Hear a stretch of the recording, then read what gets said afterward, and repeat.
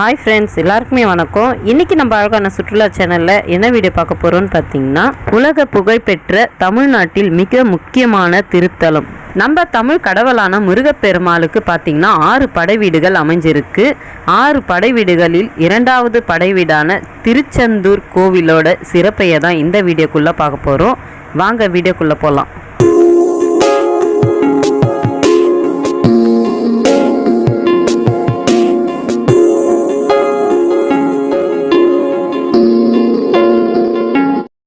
நம்ம முருகப்பெருமானின் 2வது படை வீடான திருச்செந்தூர் பார்த்திங்கன்னா தூத்துக்குடி மாவட்டத்தில் தான் அமைஞ்சிருக்கு.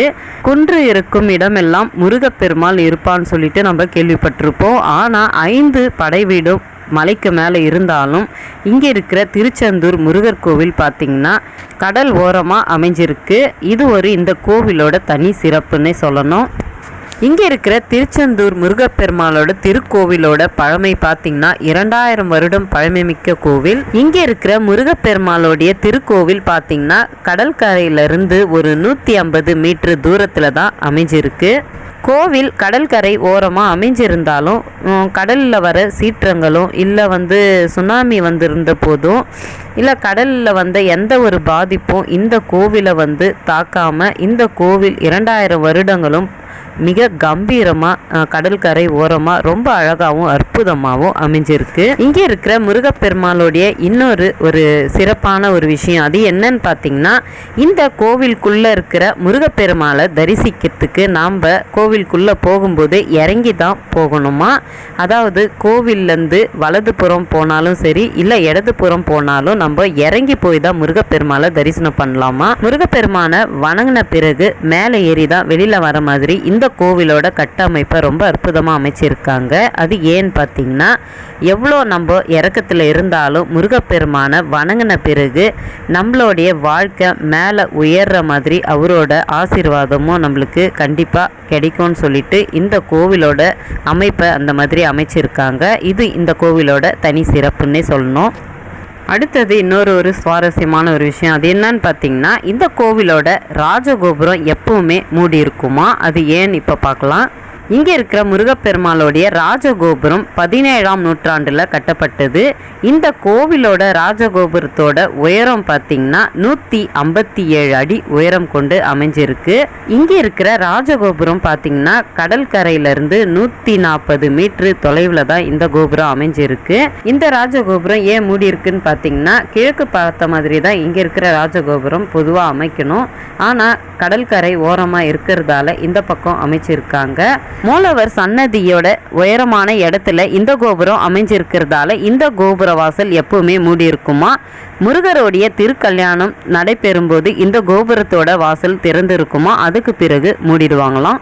முருகப்பெருமானின் 6 படை வீடுகளில் 5 படை வீடை குன்று மேல் அமைந்திருக்கு. இது ஒன்று மட்டும் கடற்கரை ஓரமாக அமைந்திருக்கிறதா சொல்லப்படுது. ஆனால் இந்த கோவிலும் பார்த்தீங்கன்னா ஒரு குன்றில் மேலே தான் அமைஞ்சிருக்கிறதா சொல்கிறாங்க. இதோட ஆதாரம் என்னன்னு பார்த்தீங்கன்னா, கோவிலுக்கு பக்கத்தில் சைடில் பார்த்தீங்கன்னா வள்ளி குகைன்னு சொல்லிட்டு அமைஞ்சிருக்கு. இது பார்த்தீங்கன்னா ஒரு பாறை மாதிரி ஒரு அமைப்போடு இந்த கோவில் அமைஞ்சிருக்கும். இங்கே இருக்கிற வள்ளி குகையை பார்க்கும்போது இங்கே இருக்கிற முருகர் கோவிலும் ஒரு சிறிய மலைக்கு மேலே தான் அமைந்திருக்கலான்ட்டு சொல்லப்படுது. நம்ம நிறைய பேர் நினச்சிட்டு இருப்போம் முருகப்பெருமாள் சூரசம்ஹாரம் முடித்த பிறகு தான் இங்கே திருச்செந்தூருக்கு வந்ததா நம்ம எல்லாருக்குமே தெரிஞ்சிருக்கோம். ஆனால் அப்படி இல்லை. சூரசம்ஹாரம் முன்னாடியே பார்த்தீங்கன்னா படை வீடாக தங்கின இடம் தான் திருச்செந்தூர். சூரசம்ஹாரம் முடித்த பிறகு திரும்பியும் திருச்செந்தூருக்கு வந்து தன்னோட தந்தையான சிவபெருமாளை பஞ்சலிங்கங்களா கடல் ஓரம் பிரதிஷ்டை பண்ணி வழிபடும் போது தேவர்கள் எல்லாம் சுவாமின்னு கூப்பிட்ட உடனே கையில் இருக்கிற பூக்களோட அப்படியே திரும்பி பார்த்துருக்காரு. அந்த வடிவில் தான் கருவறைக்குள்ளே இருக்கிற மூலவராக நம்ம தரிசனம் பண்ணுறோம். இதோட அர்த்தம் என்னன்னு பார்த்தீங்கன்னா, பக்தர்கள் கூப்பிட்ட உடனே கூப்பிட்ட குரலுக்கு செவி சாய்த்து நம்மளுடைய கவலைகளை தீர்த்து வைக்கும் கந்த பெருமாள் முருகப்பெருமான் சொல்லிட்டு இந்த முருகருடைய திருவடிவம் அமைஞ்சிருக்கு. அடுத்தது இந்த கோவிலோட ஒரு தனி சிறப்பான ஒரு அதிசயம் அது என்னன்னு பார்த்தீங்கன்னா நாழி கிணறுன்னு சொல்லிட்டு அமைஞ்சிருக்கு. இந்த கிணறு பார்த்தீங்கன்னா நன்னீர் ஊற்று கிணறா அமைஞ்சிருக்கு. கடல் கரையிலேருந்து கொஞ்சம் தூரத்திலே இந்த கிணறு அமைஞ்சிருக்கு. முருகப்பெருமாள் சூரனை வதம் செய்யறதுக்கு முன்னாடி பார்த்தீங்கன்னா தன்னோட படை வீரர்களுக்கு தண்ணி தாகத்துக்கு இங்கே இருக்கிற நாழி கிணறை அவருடைய வேளாலேயே உருவாக்கினாருன்னு சொல்லிட்டு சொல்லப்படுது. இன்னி வரைக்கும் இந்த கிணற்றுல தண்ணி வத்தாது. இந்த கிணற்றுல குளிச்சுட்டு தான் பக்தர்கள் முருகப்பெருமாளை தரிசிக்கிறதுக்கு போகிறாங்க. இந்த கிணற்றோட மகிமை பார்த்திங்கன்னா நம்ம இந்த கிணற்றுல குளித்தா எந்த நோய் நொடி இருந்தாலும் எந்த வியாதியாக இருந்தாலும் தீர்ந்துடும் சொல்லிட்டு ஒரு ஐதீகமாக சொல்லப்படுது. அடுத்தது பார்த்திங்கன்னா இங்கே இருக்கிற திருச்செந்தூர் முருகப்பெருமாளுடைய திருக்கோவிலை பெரிதளவு அமைக்கிறதுக்கான தொன்றாற்றிய 3 அடியார்களுடைய சமாதி இந்த கோவிலோட நாழி கிணறுலேருந்து கொஞ்சம் தொலைவில் தான் அமைஞ்சிருக்கு. இந்த 3 முருகப்பெருமாளுடைய அடியார்களுடைய சமாதியை பார்த்திங்கன்னா மூலவர் சமாதின்னு சொல்லிட்டு அமைஞ்சிருக்கு. திருச்செந்தூருக்கு போகிற நிறைய பக்தர்களுக்கு இந்த இடம் இருக்கிறதே தெரிஞ்சிருக்காது. கண்டிப்பாக நீங்கள் திருச்செந்தூருக்கு போனீங்கன்னா இங்கே இருக்கிற 3 முருகருடைய அடியார்களுடைய சமாதியை கண்டிப்பாக போய் பாருங்கள். அடுத்தது ஒரு சுவாரஸ்யமான முருகருடைய திருவிளையாடலை இப்போ நம்ம பார்க்கலாம். ஒரு முறை வெள்ளையர்கள் நம்ம நாட்டுக்கு வந்தபோது இங்கே இருக்கிற திருச்செந்தூர் கோவிலேருந்து முருகர் சிலையை திருடிட்டு கடலில் கப்பலில் எடுத்துகிட்டு போயிருக்காங்க. கடலில் பார்த்திங்கன்னா பெரிய சீற்றம், கடலில் அப்படியே பொங்கின மாதிரி ஒரு அலை இருக்குது.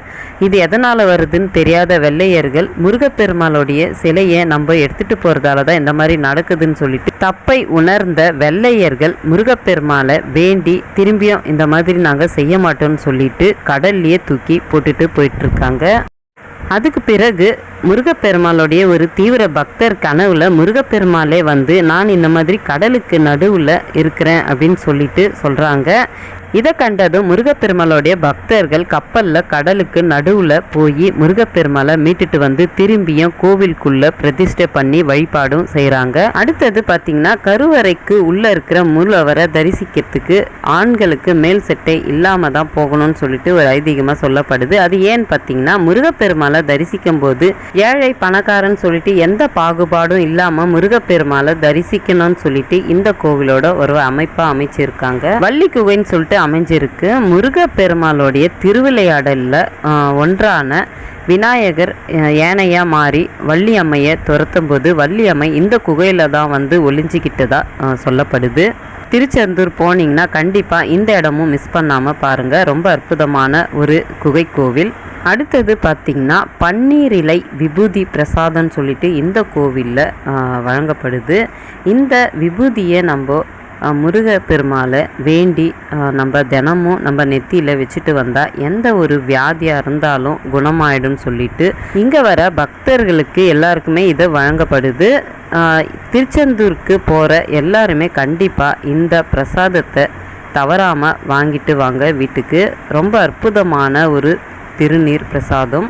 அடுத்தது பார்த்திங்கன்னா திருச்செந்தூரில் வருஷத்துக்கு ஒரு முறை ரொம்ப விமர்சையாக கொண்டாடப்படுற கந்த சஷ்டி விழா அப்போது பார்த்திங்கன்னா சூரசம்ஹாரோட ரொம்ப சிறப்பான ஒரு விழாவை கொண்டாடப்படுது. இதுக்கு பல கோடி பக்தர்கள் முருகப்பெருமாளை தரிசனம் பண்ணுறதுக்கு திருச்செந்தூருக்கு வராங்க. காலத்தால் அழியா 2வது படைவீடான திருச்செந்தூர் முருகருடைய சிறப்பையும் இன்னமும் பல்வேறு அதிசயங்களையும் சொல்லிக்கிட்டே போகலாம். அவ்வளவு அற்புதம் நிறைந்த மிகவும் சக்தி வாய்ந்த முருகப்பெருமாளை தரிசிக்கிறதுக்கு கண்டிப்பாக நீங்களும் திருச்செந்தூருக்கு போய் முருகப்பெருமாளை தரிசனம் பண்ணிட்டு வாங்க. இன்னைக்கு இந்த வீடியோவில் 2ஆம் படைவீடான திருச்செந்தூர் முருகப்பெருமாளுடைய பல்வேறு சிறப்புகளையும் அதிசயங்களையும் இந்த வீடியோவில் எனக்கு தெரிஞ்ச வரைக்கும் உங்ககிட்ட ஷேர் பண்ணியிருக்கேன். இந்த வீடியோ பிடிச்சிருந்தா லைக் பண்ணுங்கள், ஷேர் பண்ணுங்கள், கமெண்ட்ஸ் பண்ணுங்கள், மறக்காமல் சப்ஸ்கிரைப் பண்ணுங்க, பக்கத்தில் இருக்கிற பெல் ஐக்கனை கிளிக் பண்ணுங்க. எங்கள் வீடியோ கொஞ்சம் சப்போர்ட் பண்ணுங்க. இதே மாதிரி இன்னொரு வீடியோவில் பார்க்கலாம். எல்லாருக்குமே பாய்.